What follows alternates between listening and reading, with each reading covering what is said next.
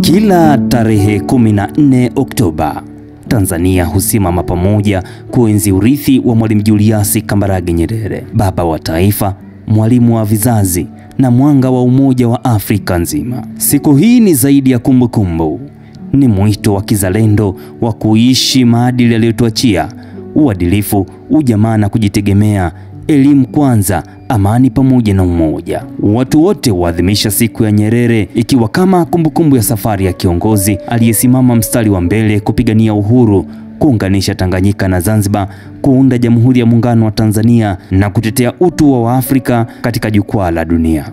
Hii hapa ni siku ya kujitathmini. Je, tunalinda rasilimali zetu? Tunathamini elimu? Tunazungumza na kuishi Kiswahili kwa fahari?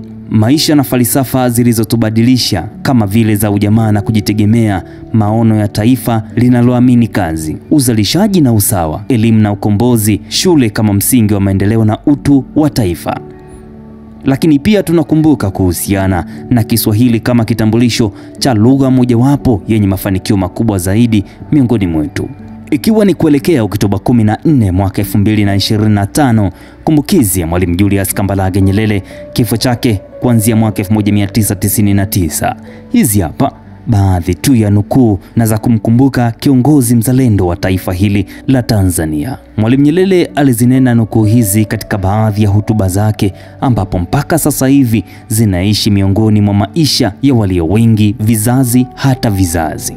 Namba 1. Hakuna taifa lenye haki ya kufanya maamuzi kwa ajili ya taifa jingine. Hakuna watu kwa ajili ya watu wengine. Huu ni ujumbe wa amani wa mwaka mpya aliotoa Tanzania. Ilikuwa ni Januari mwaka 1968. Namba 2. Watu wanapaswa kuhusishwa ili kufikia maendeleo ya kweli.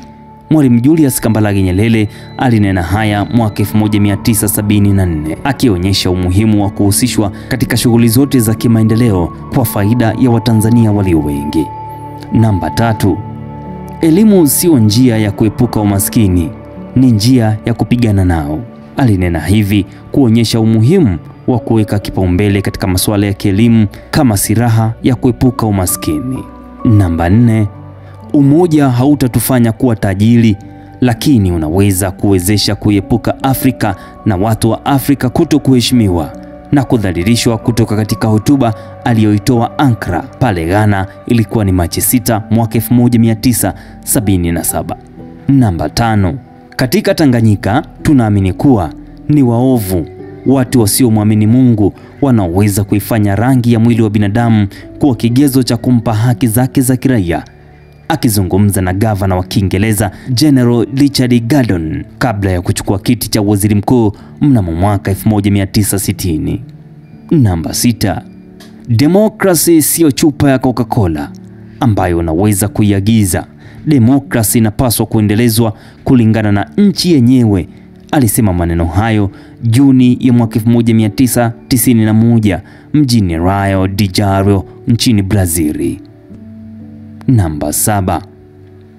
Hatuwezi kuwa na matumaini ya kutatua matatizo yetu kwa kujifanya kuwa hayapo. Namba 8. Itakuwa yote ni makosa na si jambo la muhimu kuhisi kuwa lazima tusubiri hadi viongozi wafe ndio tuanze kuwakosoa. Aliyanena hayo hayati Mwalimu Julius Kambarage Nyerere.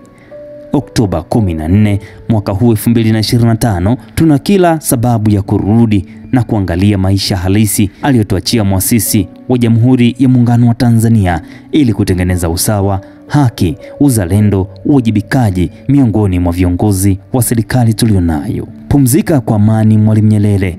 Pumzika kwa amani huko uliko. Hakika tunakuenzi kwa yale mengi uliyoyatenda ndani ya nchi ya Tanzania.